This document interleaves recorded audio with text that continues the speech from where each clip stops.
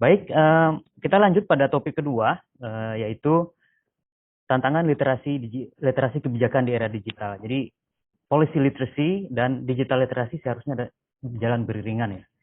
Karena bagaimana kemampuan memilih informasi di tengah bombardirnya sosial media dan lain-lain. Jadi kami mengundang Bapak Dr. Rian Nugroho. Beliau ini adalah Ketua Umum Masyarakat Kebijakan Publik Indonesia atau MAKPI, juga menjabat sebagai Ketua Umum Rumah Reformasi Kebijakan, Sekretaris Sekretaris Umum Komunitas Ilmu Pertahanan Indonesia, Wakil Ketua Lembaga Kajian Nawacita, pengajar pada berbagai universitas, yaitu salah satunya FISIP Universitas Jenderal Ahmad Yani, di UI, Pasca Sarjana Institut Teknologi Surabaya, dan lain-lain. Beliau juga adjunct professor di University of Electronic Science and Technology of China di Chengdu, dan salah satu karya beliau yang sangat terkenal yaitu buku Public Policy ya Bapak, dan mungkin sangat tidak asing nih bagi para analis kebijakan di Indonesia. Baik Bapak, kami persilakan 30 menit ke depan untuk menyampaikan paparan. Terima kasih. Oke, terima kasih Mas Ivan. Saya ini jadi murid, ini ada Mas Triwidodo ini guru saya, Mas Emerson ini juga guru saya ini. Pokoknya kalau beliau-beliau memberikan kuliah atau apa, saya pasti ikut ini. Jadi paling terbalik Mas. Siap. Siap. Baik, jadi supaya meskipun wapresnya ganti, tapi tetap prinsipnya kita gunakan lebih cepat lebih baik. Jadi laksanakan presentasi, moga-moga nanti ini hanya sekedar menambah-nambah sedikit aja dari tadi Pak Tri tadi ya, Dokter Tri tadi, karena itu sudah banyak kan kompleks sekali. Jadi teman-teman saya akan singkat saja. Jadi materi saya tentang literasi kebijakan publik di era digital. Jadi gini, saya sangat setuju ini dari tornya ini, peserta dapat memahami urgensi dan tantangan kebijakan publik di era digital dan di tengah maraknya misinformasi dan hoax. Ini yang kadang-kadang nggak fair ini, di mana-mana dikatakan misinformasi. Jadi yang salah saya melulu, harusnya ada mister informasi ini. Jadi wanita ini selalu disalahkan aja, gara-gara misinformasi, mismanagement begitu ya. Nah, gagasannya begini teman-teman. Nomor satu, gagasannya adalah komunikasi kebijakan publik merupakan agenda penting dari pemerintah. Yang kedua, di tengah pesatnya perkembangan teknologi informasi dan komunikasi yang cepat, membuat komunikasi kebijakan makin kompleks. Ketiga, analis kebijakan tidak hanya mampu menganalisis dan merumuskan, tapi juga mengkomunikasikan secara efektif pada pemangku kepentingan dan masyarakat luas. Dan keempat adalah komunikasi kebijakan akan membangun kesadaran publik. Nah ini melalui interaksi dengan stakeholders kebijakan. Jadi teman-teman, isu kita adalah begini loh. Di negara demokrasi yang baik dan sehat itu, kebijakan publik itu urusan publik, urusan rakyat, masyarakat, dan warga negara. Jadi bukan hanya urusan pemerintah, sejak pengagendaan, perumusan, pelaksanaan, pengendalian. Jadi kita harus merubah mindset kita. Seringkali kan kita kalau pemerintah ini kan gelarnya STH ya, sok tahu. Gitu. Pokoknya kita semua, masyarakat tinggal terima gitu ya, terus nanti tinggal makan gitu ya. Enggak lagi, ini negara demokrasi, bukan negara yang mungkin dulu kalau tahun 70-an barangkali karena masyarakat belum begitu pandai, cerdas, jadi disuapin gitu ya, malah dijelin gitu ya. Nah sekarang karena kita sudah berhasil dalam pembangunan pendidikan, kita bersyukur kita sudah punya banyak warga yang pintar-pintar, cerdas-cerdas. Jadi tugas kita adalah mendayagunakan apa yang sudah dibangun oleh pemerintah sendiri. Jadi kalau pemerintah sampai mengabaikan masyarakat, berarti pemerintah melecehkan hasil kerja sendiri. Nah, ini arahan kita. Nah, karena itu, literasi kebijakan publik menjadi mutlak perlu. Nah, gitu teman-teman ya. Teman-teman, ini buku baru saya, judulnya adalah Tugas Pemerintah. Jadi, sebenarnya pemerintah tuh tugasnya nggak banyak, asal kerjaannya selesai, yang lain nggak usah dikerjakan lagi, gitu loh. Jadi, tugas pemerintah itu mendeliver kesejahteraan kepada rakyat melalui dua instrumen. Instrumen membuat kebijakan yang unggul, yang buat masyarakat itu hidup dengan mengerti bagaimana harusnya hidup. Yang kedua, memberikan pelayanan publik bermutu tinggi. Nah, kita berbicara di masalah public policy-nya, teman-teman ya. Nah, ini yang saya mau melamar dulu. Saya mau melamar Pak Tri. Pak Tri, saya melamar panjenengan untuk menulis buku tentang komunikasi kebijakan, karena saya udah nulis komunikasi pemerintahan. Ini buku teks untuk IPDN tahun 90 berapa. Ini saya waktu itu pengajarnya bareng dengan Profesor Juhermansyah Johan itu. Ini nggak ada ini komunikasi kebijakan. Sehingga saya sangat senang dengan teman-teman Kominfo ini. Jadi ini saya melamar di depan publik ini. Seperti seorang, kalau di Amerika perempuan melamar laki-laki dari saya perempuannya saya lamar pastilah itu menjadi writers ini. Nah teman-teman begini, di dalam komunikasi itu ada namanya sender. Sender itu pemerintah ya. Receiver siapa? Publik. Itu adalah tentang message sama decision. Apa yang kita sampaikan itu keputusan di dalam kepala kita untuk dikeluarkan sebagai simbol-simbol, kata Herbert Blumer. Nah, kebijakan publik sendiri adalah keputusan politik yang melembaga dari pemerintah sebagai pengelola negara untuk strategi mencapai misi bangsa itu. Jadi komunikasi pemerintah senantiasa berisi kebijakan publik. Itulah inti kenapa teman-teman sangat bagus sekali berbicara masalah komunikasi kebijakan. Karena saya juga baru ngerti juga, iya ya. Pernah ngomong sesuatu itu kan sebuah, it's a policy. Termasuk mengatakan bahwa COVID sudah selesai. COVID belum selesai itu kan kebijakan. To do or not to do. Bukan Hamlet, tapi Thomas Day. Nah teman-teman, tatkala kita belajar masalah kebijakan publik, maka dimensinya 3. Dimensi isu atau substansi, dimensi proses, dan dimensi aktor.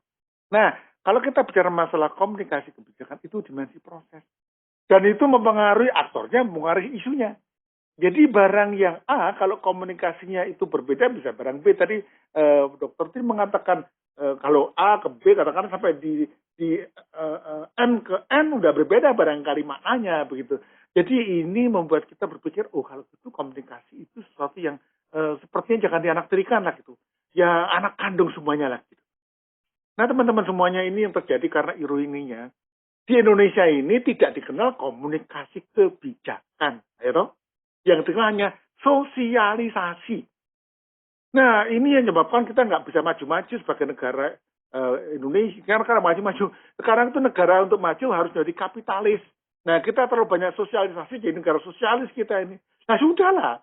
Kita anggap sosialisasi itu selesai gitu loh. Sosialisasi dianggap sebagai mengumumkan terus beres. Padahal sosialisasi lebih berat ketimbang itu. Sosialisasi itu menanamkan nilai-nilai. Kalau kita belajar ilmu antropologi, sosialisasi makan waktu paling cepat itu 3 tahun, rata-rata 5 tahun. Nah, sosialisasi cuma program, cuma 2 bulan, 3 bulan, celang selesai terus orang dianggap tahu, terus kemudian bingung. Makanya saya pernah mengkritik, ada lembaga pemerintah yang itu menyampaikan, begini loh, undang-undang yang baru setelah diumumkan, bingung yang sana. Jadi seperti melempar sesuatu yang itu membuat orang nggak ngerti apa yang dilempar itu. Nah, bukan hanya itu. Suatu hari saya ikut konsultasi publik. Jadi waktu itu konsultasi publik tentang PP untuk Perpres tentang pembangunan jalan tol Sumatera. Dibilanglah oleh Menteri PU. Jadi waktunya jam 10 pagi, jam 9.30 pagi, jam 9 pagi sampai jam setengah 12 karena harinya Sabtu, Jumat. Nah, karena molor maka diundur dari sampai jam setengah 10. Jam setengah 10 sampai jam 10 lebih itu sambutan dari pejabat dari Menteri PUPR. Nah, setelah itu Gubernur Sumatera Utara bicara, para gubernur bicara. Nah, setelah pukul 11.30, setelah selesai gubernur bicara, maka ditutuplah oleh pejabat dari PUPR tadi. Terima kasih, begini. Setelah acara saya ditemui sama pimpinannya itulah dari PUPR. Bagaimana Pak? Wah ini bukan konsultasi publik ini konsultasi pejabat ini. Yang suruh ngomong cuma pejabat aja. Nah, Bapak Ibu kan undang saya seperti apa? Ria Nugroho itu yang ngajar public policy. Absen di dalam absensi itu. Terus absensi itu dijadikan sebagai akuntabilitas bahwa kita sudah berkomunikasi dengan publik. Galak jahat ini. Jadi kita menipu hanya gara-gara kita mau memberikan pembenaran administratif. Ini terjadi banyak kesempatan. Nah kemarin itu karena saya nggak enak aja dan jadi saya datang. Karena ada teman yang betul minta. Biasanya saya nggak mau ikut konsultasi publik. Karena pasti seperti ini. Ini namanya jebakan Batman gitu loh. Efektif banget. Bahkan yang dilapori sama teman-teman itu kan misalnya Kumham. Mana konsultasi publiknya? Oh ini Pak. Siapa yang datang? Oh ya betul ini. Ini ahli kebijakan. Ini ahli jalan tol. Ada semua ahlinya. Tapi mereka absen saja. Absensi dikasih uang transport berapa ratus ribu gitu ya. Terus dilaporkan sebagai sebuah kebenaran. Jadi ini mengerikan juga karena kita melakukan yang namanya kejahatan publik lah. Untuk itulah saya sangat senang kita berbicara masalah komunikasi kebijakan. Karena yang kita perlukan memang komunikasi kebijakan, teman-teman. Nah, kembali ke tadi. Proses, aktor, substansi. Gitu ya. Dari proses yang menentukan. Nah, teman-teman. Kenapa komunikasi kebijakan penting? Kita mulai namanya dari John Kingdon. Bukunya bagus, namanya Agendas, Alternatives, and Public Policy. Ini mendapatkan penghargaan, saya lupa namanya dari apalah, semacam kayak award-nya dari Amerika lah gitu. Jadi untuk membuat kebijakan publik itu ada 3 stream. Political stream, policy stream, sama problem stream. Dan itu akhirnya mengerucut di dalam bentuk yang namanya policy window, dan itu karena ada policy entrepreneur. Ada orang-orang yang menyatukan sebagai sebuah kesatuan gagasan dan keluar melalui jendela dari ruang tertutup itu. Berarti udara keluar ke jendela itu. Nah ini diperlukan karena kalau enggak yang namanya policy stream itu ke sana, problem stream ke sana, policy stream ke sana, maka sering dikatakan ide dari masyarakat seperti ini. Diolah di birokrasi menjadi proses seperti itu. Bawa ke misalnya DPR ke sana. Nggak ketemu. Kalau udah nggak ketemu seperti ini, maka yang terjadi adalah teman-teman menjadi sobat ambyar. Ya, tidak dapat apa-apa, betul-betul ambyar kebijakan publiknya. Nah teman-teman, untuk itu kita belajar sederhana tentang kebijakan publik dan komunikasi kebijakan. Jadi komunikasi kebijakan itu selalu ada namanya input, dikomunikasikan menjadi proses, dan dari proses dikomunikasikan jadi output. Nah, di dalam masing-masing itu ada yang namanya dinamika. Dinamika di dalam input, di dalam prosesnya, dan di dalam inputnya. Ini teori sistem yang sangat sederhana. Nah, pada waktu kita berbicara masalah komunikasi kebijakan pada proses dinamik input, pertanyaannya di antaranya yang paling penting adalah nomor 1. Bagaimana mendapatkan input kebijakan yang benar? Informasi itu sudah tadi Dr. Tri mengatakan evidence-nya apa? Dapat nggak di situ? Kedua, bagaimana memastikan proses konsosiasi, agak baru ya, konsosiasi opini di antara publik berjalan dengan baik. Itu artinya mereka saling melengkapi, saling bekerja sama, saling memenuhi. Bahkan dalam kondisi kekritisan mereka saling berkolaborasi. Yang ketiga, bagaimana proses penangkapan informasi input kebijakan yang dapat dipertanggungjawabkan. Misalnya teman-teman, ini negara lain ya. Untuk menilai yang namanya tingkat kemiskinan, maka lembaga statistik negara itu melakukan riset tentang tingkat kemiskinan. Nah, di negara itu ada juga kebijakan untuk bagi-bagi voucher. Duit dibagi per bulan berapa dolar gitu ya. Nah, riset itu dilakukan setelah dibagi duitnya. Setelah duitnya dibagi voucher-voucher tadi, orang miskin dapat semuanya, kemudian dilakukan yang mana penelitian berapa tingkat kemiskinannya. Itu seperti dalam buku yang namanya You Can Lie with Statistics. Nah ini berarti penangkapan informasinya ya nggak dapat dipertanggungjawabkan lah gitu kira-kira ya, covernya sangat rendah. Itu inputnya. Proses. Yang penting pertama adalah bagaimana komunikasi di antara pembuat kebijakan. Teman-teman, pengalaman saya waktu saya di beberapa kementerian, maka biasanya kalau ada pertemuan lintas menteri, kemudian pertemuan pertama datanglah wakil dari Menteri A namanya nomor 1, Menteri B nomor 2, Menteri C nomor 3 gitu kan ya. Nah, pada waktu pertemuan kedua, Menteri A kirim si nomor 10, si B nomor 20, si C nomor 35. Jadi orang beda-beda. Makanya proses kebijakan publik perumusannya seringkali terkendala karena yang namanya komunikasi di antara pembuat kebijakan itu tidak konstruktif. Bahkan kadang-kadang destruktif, ngulang lagi gitu ya. Makanya diperlukan yang namanya itu adalah PIC, person in contact gitu ya. Atau orang yang bukan delegasi untuk selalu ikut di dalam join komunikasi itu. Yang kedua, bagaimana komunikasi di dalam tim analisisnya di antara teman-teman yang menganalisis sehingga berjalan dengan baik. Yang ketiga, bagaimana proses itu sendiri dapat dipertanggungjawabkan. Tidak ada namanya hengki-pengki, chip in, chip out. Itu yang dicurigai kan misalnya kebijakan tentang undang-undang cipta kerja. Ya kita nggak tahu. Tetapi banyak dicurigai bahwa di dalam prosesnya itu tidak bertanggung jawab karena ada banyak yang itu bukan yang harus masuk. Nah ini harus kita jaga supaya produk yang kita buat pemerintah itu dipertanggungjawabkan dan jangan sampai di-challenge. Apalagi dibawa ke MK. Karena apa? Kita menjaga marwah pemerintah. Kita menjaga marwah presiden. Jadi kepala pemerintah. Dan juga jangan lupa menjaga marwahnya dari parlemen. Nah, setelah itu output. Apa yang penting di output? memastikan bahwa produk kebijakan itu dapat dikomunikasikan kepada publik. Jadi tidaklah elok kalau kebijakan publik itu kemudian ketika dikomunikasikan isinya bulat gitu. Dijelaskan nggak ngerti-ngerti. Contoh, ini saya kutip dari kemarin halamannya Bank Indonesia ya. Indonesia sekarang dalam kondisi cadangan devisa yang sangat tinggi. Pertama karena ekspor Indonesia itu meningkat. Kedua apa? Ketiga apa? Tapi yang keempat adalah karena Indonesia di dalam kondisi memerlukan dana untuk bayar utang. Loh, apa hubungannya itu? Masa yang namanya jumlah cadangan devisa dikaitkan dengan kebutuhan itu? Itu bisa tapi memang dipaksa-paksakan gitu loh. Itu ketika dikomunikasikan gak jelas apa yang dikomunikasikan gitu loh. Jadi saya punya duit besar karena saya punya kepentingan mau bayar utang. Iya, tapi apa? Istilahnya jaka sembung di air payau gitu loh. Nggak nyambung layau gitu ya. Jangan jaka sembung bawa golok lah. Berarti terlalu kasar gitu ya. Nah, kedua. Bagaimana strategi komunikasi publik yang disiapkan? Pakai apa metodenya? Apakah pakai medsos juga? Saya punya, saya kira sahabat saya lah. Namanya Profesor Zudan.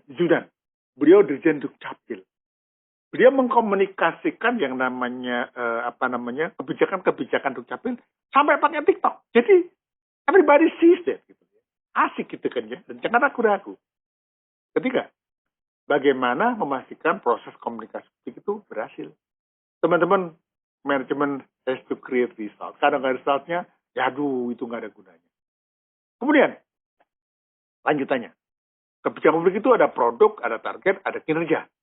Nah, dari segi produk, lagi-lagi, lanjutannya nih ya, bagaimana memastikan produk kebijakan tadi dapat dikomunikasikan. Bagaimana strateginya dan bagaimana berhasil. Nah, setelah masuk publik, bagaimana publik ngerti, bukan itu aja, tapi AIDA. Apa AIDA? AIDA itu adalah, saya lupa ya. Ini teknik dalam iklan. Yang kedua pokoknya interest, kemudian yang keempat adalah interest. Pertama adalah attention, interest, decision, action. Jadi bagaimana ketika pemerintah memberikan komunikasi kebijakan tertentu, masyarakat tertarik gitu loh. Kalau nggak tertarik ya jangan salahkan kalau masyarakat nggak dukung. Kalau nggak dukung dipukuli atau dijeweri. Enggak lah, harus menarik dulu. Jadi waktu contohnya, kebetulan saya juga bantu Satgas Covid, dulu yang menyampaikan informasi Satgas Covid itu, maaf ya kalau agak fisikal ya. Yang menyampaikan itu tidak menarik karena bapak-bapak. Terus diambillah seorang dokter yang pandai dan cantik gitu. Dan masyarakat mungkin ya melihat, dan itu terjadi yang namanya proses bagaimana publik diajak untuk menangkap, mengerti, adopsi, dan melaksanakan. Yang kedua, bagaimana publik itu saling mengkomunikasikan di antara mereka. Bahasa Jawanya ketok tular. Yang ketiga, bagaimana memastikan seluruh proses itu berjalan dengan mandiri dan alami. Jangan terlalu diatur-atur, nanti budgetnya kebanyakan dan capek itu. Sehingga seringkali kita lihat, pemerintah terlalu banyak berkomunikasi. Bahkan saya melihat belakangan itu, kapan sejak tahun 2019-2018 itu di sepanjang Merdeka Barat itu ya. Itu setiap kementerian itu punya video yang gede banget ngomong tentang visi misi kementerian. Loh, kok gitu loh, kok nggak ngerti caranya gitu. Jadi bahal sekali gitu ya.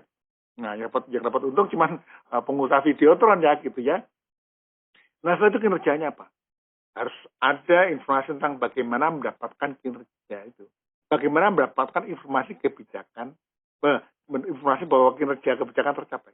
Jadi evaluasi itu berjalan alami di masyarakat. Kemudian kedua adalah bagaimana mengkomunikasikan kepada publik kalau terjadi kegagalan. Jadi kegagalan kebijakan jangan diumpetin tapi diperbaiki. Ini yang salah supaya kita menjadi pemerintah yang engage melibatkan masyarakat. Yang ketiga, bagaimana keberhasilan kebijakan dikomunikasikan satu sama lain sehingga menjadi kekayaan publik, jadi aset, jadi budaya gitu kan ya. Tapi masalah yang hari ini sering kali kita hadapi adalah pemerintah punya pimpinan ya, pimpinan punya instruksi pada bawahan. Bawahan itu memproduksi kebijakan. Setelah jadi disosialisasi pada masyarakat, makanya kebijakan publik kita nggak pernah kena karena pendekatannya sosialisasi. Suatu hari saya diminta untuk menulis tentang yang namanya waduk waduk bener gitu ya yang di Jawa Tengah. Itu jadi waduk nggak bener karena itu banyak dikomplain. Kenapa? Karena nggak ada komunikasi kebijakan. Sama, IKN juga sama. Kenapa IKN itu masih ada semacam challenge lah gitu ya. Ya menurut hemat saya karena nggak ada yang menjadi pimpinan dari komunikator kebijakannya.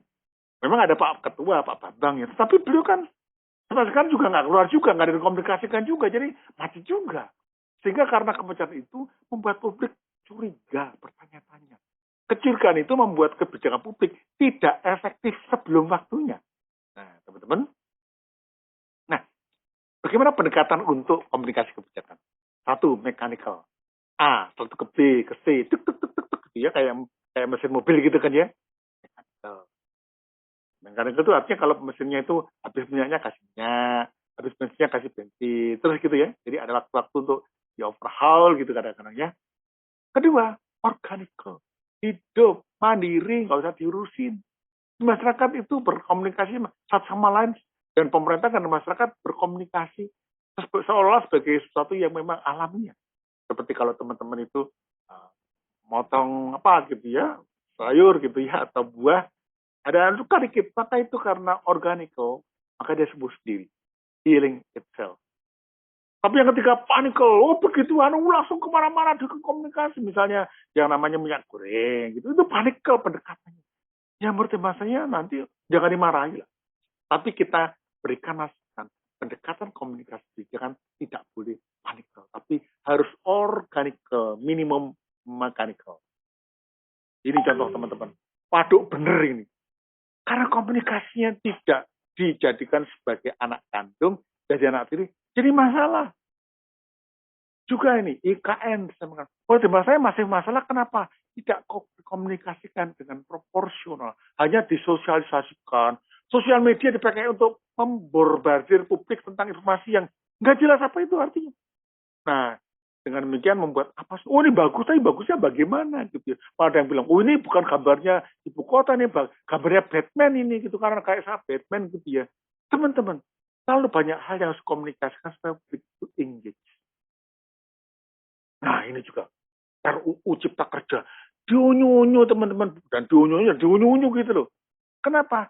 Karena pada saat pembuatannya itu masyarakat yang diajak adalah pengusaha. Masyarakat masa tidak diajak gitu kan ya. Bahkan pakar pun nggak diajak gitu.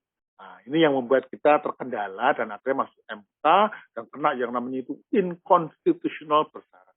Sudahlah, jangan ulangi lagi. Kita bantu pemerintah, menteri, presiden agar yang namanya kebijakannya menjadi berat. Teman-teman, ini fenomena umum. Bottlenecking. Maunya banyak, tapi komunikasi nggak ada madai, maka ya macet aja. Nah, untuk itulah kita perlu komunikasi. Ahli komunikasi juga penting. Ahli kebijakan juga penting. Tapi ahli komunikasi digital juga kombinasikan arti penting orang-orang hebat. Bagaimana berkomunikasi? Teman-teman nanti itu ada sesi tersendiri lah. Nanti itu mungkin Briwayan itu bisa memimpin juga atau Pak Emerson itu yang jagoan itu nanti yang biar mengajar itu ada 7C, ada bagaimana framework untuk sukses di media sosial, ada model-model untuk brand communication yang sukses di media sosial, ada model staircase, social tool matrix, ada namanya model viral, social spiral. Ini ada juga strateginya. Ada prioritize, establish governance, define activities, develop capabilities, measure and define, engage, listen, learn. Wah itu muter terus. Silakan belajar teman-teman, karena sangat kaya ilmuwan bidang. Nah, namun hari ini agenda hari ini adalah ada 7. 1. Mengajari masyarakat agar sadar apa itu kebijakan, termasuk kami di masyarakat kebijakan publik. Kedua, mengajari sesama policy maker apa arti penting komunikasi. Ketiga, daya gunakan teknologi digital, jangan menjadi dimanfaatkan mereka. Keempat, literasi digital komunikasi kebijakan. Yang kelima, pembelajaran nasional. 6, siapkan peta jalan dan rencana aksi. Wah ini nanti saya minta Mas Ivan ini sama pimpinannya Briwayan, tolong bikin rencana aksi nasional. Kenapa? Kita nggak punya. Kita hanya punya yang namanya itu pemerintah berbasis elektronik itu ya. Tapi masih nggak jelas bagi saya karena ya itu yang ngerti cuma pemerintah, kita nggak tahu. Masyarakat dianggap nggak perlu tahu gitu loh. Ayo ajak yuk. Kenapa? Yang ketiga adalah ajak. Jangan disuruh, ajari dan tekuni gitu ya. Teman-teman, saya pernah katakan juga dalam sebuah kuliah di BRIN bahwa yang namanya public policy akan run effectively kalau if the public takes part in the policy making process. Jadi kebijakan ini menjadi penting dari kehidupan masyarakat, itu hanya terjadi kalau masyarakat diajak. Dan teman-teman, sebagai aksinya, komunikasi harus diterima. Diterima disetujui, cuma diterima doang. Nah, untuk itu perlu strategi untuk berkomunikasi. Strategi berkomunikasi itu kita belajar dari Pak Dr. Tri tadi ya, Tri Widodo Tomo, adalah bagaimana komunikasi, user friendly. Karena informasi adalah sesuatu yang mereduksi ketidakpastian. Tadi sampaikan, kalau kita membuat analisis kebijakan itu nggak user friendly, sampai pimpinan kita ya nggak ngerti itu artinya apa. Teman-teman, ini menjadi critical point apabila Anda mempunyai sebuah gagasan kebijakan yang canggih, pimpinannya nggak canggih, ya nggak diterima-terima, nggak ngerti maunya. Jadi harus user friendly. Kurangilah ketidakpastian dari pimpinan dengan cara memberikan informasi yang memang bagus. Tapi untuk bisa mencapai persetujuan, selain yang namanya strategi atau tekniknya, toolnya tadi, diperlukan trust. Kalau analisis kebijakannya itu katakanlah, yang melakukan analisis kebijakan adalah dipimpin oleh Dr. Tri Widodo, lah sudah trust itu. Kenapa? Ya beliau mempunyai level trusted person in communication of public policy yang tinggi. Selesai. Jadi integrity, trust is penting. Trust dimulai dari apa? Integrity. Kalau dia ngomong katakanlah siapa tadi, Pak Wayan. Oh itu orang baik itu. Kajiannya selalu dapat dipercaya, datanya akurat, dan dia nggak ada interest itu. Dan integrity hanya didapat kalau punya capability. Capability harusnya punya kalau kita punya kompetensi. Jadi dibangunnya seperti itu. Jadi kita pakai yang namanya kalau waktu Majapahit perang, pakai teori supit kurang. Jepit udang itu dua, kiri sama kanan. Yang kiri adalah taktiknya atau strateginya, yang kanan adalah yang namanya modal di dalam para komunikator. Nah teman-teman, critical point-nya adalah ini adalah kebijakan publik yang kita punya hanya sosialisasi. Padahal kebijakan publik itu untuk merubah perilaku dan merubah budaya. Nggak cukup sosialisasi, kita perlu komunikasi kebijakan. Jadi, nah ini saya ngomporin teman-teman Kominfo. Hilangkan komunikasi kebijakan, jadikan bagian dari komunikasi kebijakan. Sampaikan, saya sudah menyampaikan pada teman-teman di Setnek sama Setkap. Ayo, nanti tinggal Pak Dr. Tri Widodo nanti menyampaikan di lingkungan LAN. Kenapa? Komunikasi kebijakan penting karena tujuan kita bukan masyarakat tahu, tapi berubah perilakunya jadi baik. Budayanya berubah. Karena itu komunikasi kebijakan pun tidak cukup hanya komunikasi politik. Komunikasi politik adalah bagaimana mempengaruhi. Tidak cukup. Tapi kita masuk next level. Komunikasi sosial. Bagaimana itu menjadi milik bersama. Bagaimana kebijakan publik menjadi milik bersama. Bahkan itu masih tidak cukup. Dia harus dilakukan dalam konteks komunikasi budaya. Bagaimana kebijakan itu menjadi nilai bersama. Saya waktu pergi ke Tokyo, nah ini tanya sama Mas Tri, ini beliau kan istilahnya di Jepang ini kalau nggak salah. Nah di Jepang, saya tuh deso. Saya pergi ke Tokyo, itu saya beli itu loh teh hijau di dalam can itu loh pakai vending mesin.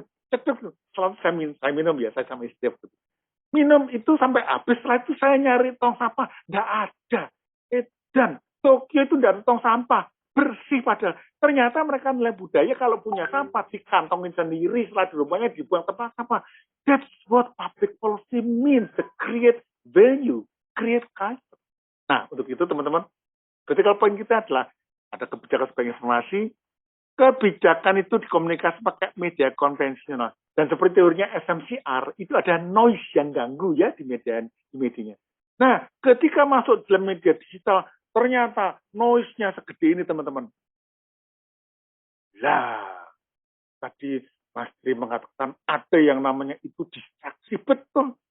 Distraksi, hoax, bahkan sampai post-truth itu ada di medianya, sampai di publiknya, sampai di penyampainya.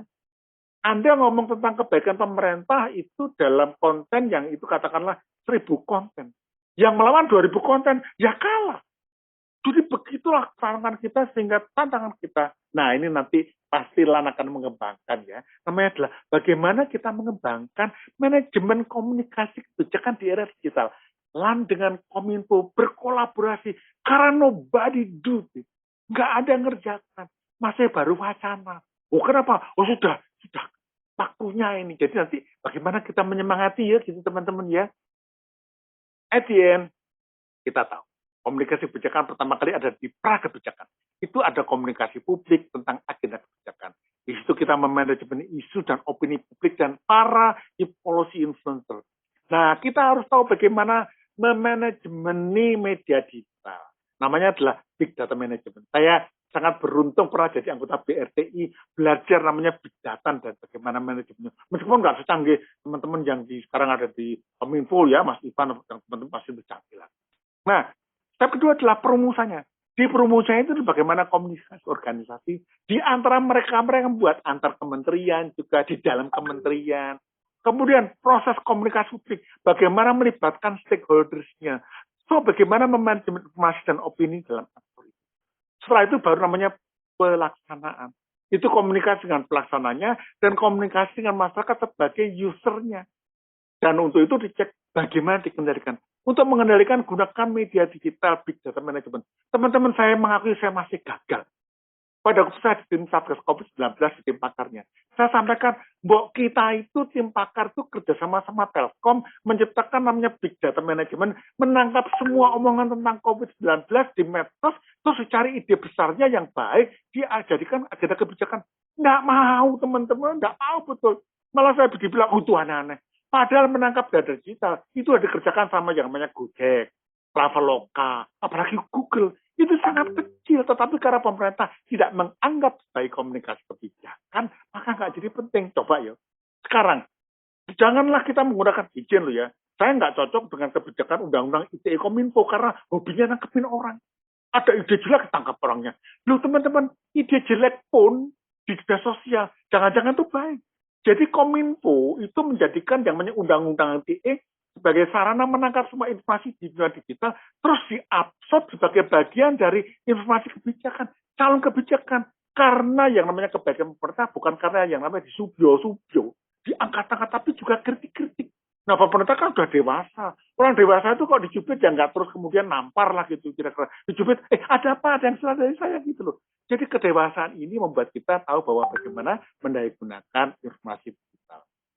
Gimana caranya? Mudah teman-teman. Nah, tanyakan dari Dr. Tri di LAN. Ajari pakai namanya balance scorecard, ada learning and growth, internal perspective. Itu pakai pathway-nya, ada jalannya. Nanti tinggal dilihat saja, kita tahu bagaimana actionnya.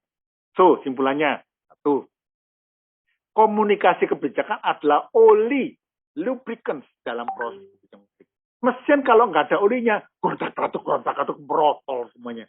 Problem kita adalah, nggak hormat ya, Kominfo masih belum mampu menjadi oli di dalam kebijakan nasional. Ya belum. Dulu tuh kalau namanya Pak Harmoko begitu ngomong harga kol gondol, kemudian tomat, kemudian harga cabai, semuanya pasar-pasar ikut. Bukan masuk order baru, order setelah baru. Tidak, tetapi pada saat itu mengerti bahwa komunikasi itu sangat penting. Nah, kedua, komunikasi kebijakan tidak dikenal di peraturan perundang-undang kita. Baca Undang-Undang 12 2011 tentang pembuatan undang-undangan. Nggak ada komunikasi kebijakan. Yang ada adalah dibuat selesai masyarakat yang nggak tahu, kalau nggak tahu dihukum. Itu kan zaman penjajahan gitu kan ya. Yang ketiga, itu gagasan Kominfo mengangkat komunikasi kebijakan harus didukung dan dikuatkan. Nanti ya Pak Dirjen ya nanti di tempatnya Pak Ivan nanti dirayu ya, Pak, itu komunikasi dengan Dr. Triwidodo itu dari LAN itu komunikasi agar menjadi agenda bersama. Kenapa? Pemerintah harus bergandengan tangan supaya cepat. Kita mau Pak Jokowi bikin Indonesia 2045 menjadi emas. Ya sudah mulai sekarang, jangan tunggu 2045-nya. Komunikasi kebijakan has to start from now. Nah, yang keempat, peran saya. Ayo, kembangkan manajemen komunikasi kebijakan publik dari kita. Kominfo jangan sendirian. Ada yang namanya dedengkotnya kebijakan publik. Siapa? Ya LAN. Nama-nama paling brain gitu kan ya. Tapi ajaklah yang tahu. Yang namanya nasihat itu selalu mengatakan, ajaklah orang yang mengetahui. Jangan pergi dengan orang yang nggak tahu. Ini namanya tulis bawa tulis, itu kesasar nanti itu. Yang terakhir adalah bangun literasi komunikasi kebijakan di era digital di lingkungan kementerian, lembaga, Pemda, dan publik. Jangan berhenti di pemerintah berbasis elektronik. Oh, saya aja nggak ngerti gitu loh. Ngertinya ya dipaksa-paksakan, ya masih nggak ngerti juga. Jadi bagaimana komunikasi pemerintahan dan kebijakan publik di era digital. Lagi-lagi berkolaborasi. Teman-teman semuanya, itu yang saya sampaikan. Saya mohon maaf kalau ada kurang-kurangnya. Dan ini hanya melengkapi dari Dr. Tim tadi ya. Jadi ini jangan terlalu dianggap penting. Jadi cuma nambah-nambah saja. Nanti biar dilengkapi lagi sama pembicaraan selanjutnya. Saya kembalikan kepada Mas Ivan. Makasih Mas Ri sudah diawali tadi. Makasih. Nuwun.